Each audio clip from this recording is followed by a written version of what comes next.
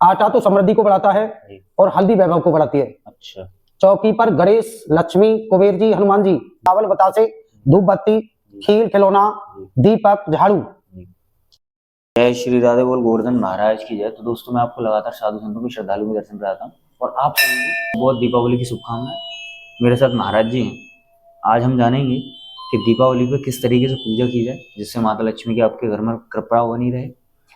पूजा विधि क्या है ये महाराज जी बताएंगे और चौकी को किस दिशा में लगाएं ये भी महाराज जी हमें बताएंगे। जय श्री राधे महाराज। जय माता दी। प्यारे भाइयों बहनों, आपको हमारी तरफ से दीपावली और गोवर्धन की हार्दिक शुभकामनाएं। मैं आपको दीपावली व गोवर्धन की पूजा विधि बताऊंगा, ध्यान से सुनिए। सबसे पहले मेन गेट पर अशोक या आम के पत्ते लगाएं, गेट साफ रखें और पूजा स्थान को देसी गाय के गोबर से उसमें गंगा जल डाल करके लीपें। अगर महाराज जी कच्चा ना हो तो पक्के पर भी थोड़ा सा गोबर डाल करके गंगा जल डाल के उसमें उसे लीप दें और गंगा जल उसमें जरूर डालें जी। उसी पर चौकी विराजमान करें जी। और चौकी पर लाल या पीला कपड़ा बिछाएं, उस पर स्वास्तिक चिन्ह, स्वास्तिक बनाएं जी।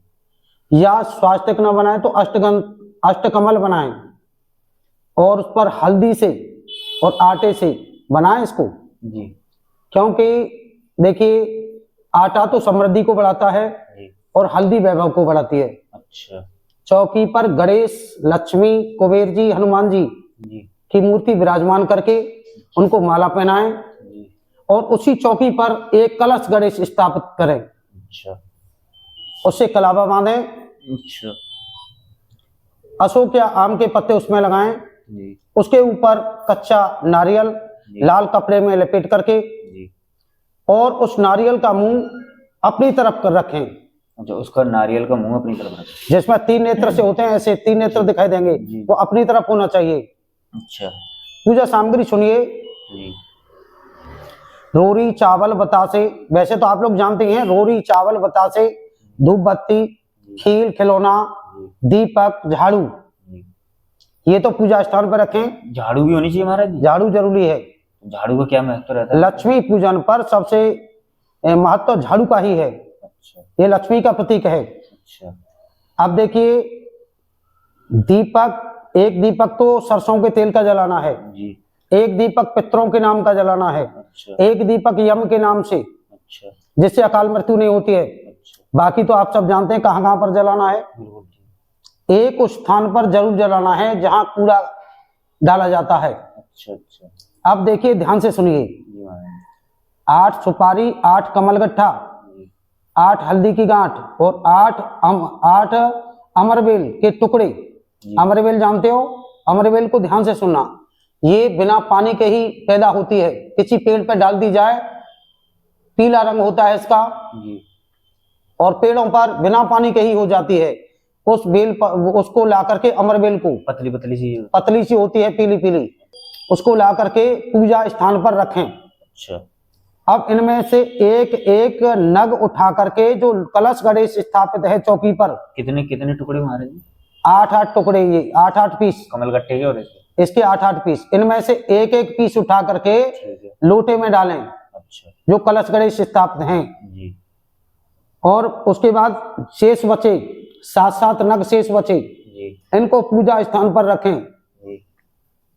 पूजा स्थान पर रखें। पूजा करने के बाद इनको दूसरे दिन उठा करके लाल कपड़े में बांध करके अपने जहां धन रखते हो उसमें इसको रखे रहना। धन लक्ष्मी विराजमान रहेगी आपके यहाँ। जहां धन रखते हैं महाराज जी वहां इनको रखना है। वहां इनको रखना है। 8 आइटमों में से एक एक उठा करके और ये लोटे में डालना है। कमलगट्टे और अमरवेल की जी हाँ टुकड़े 8 करें। हाँ। तो उनमें से शेष बचे 7 नग।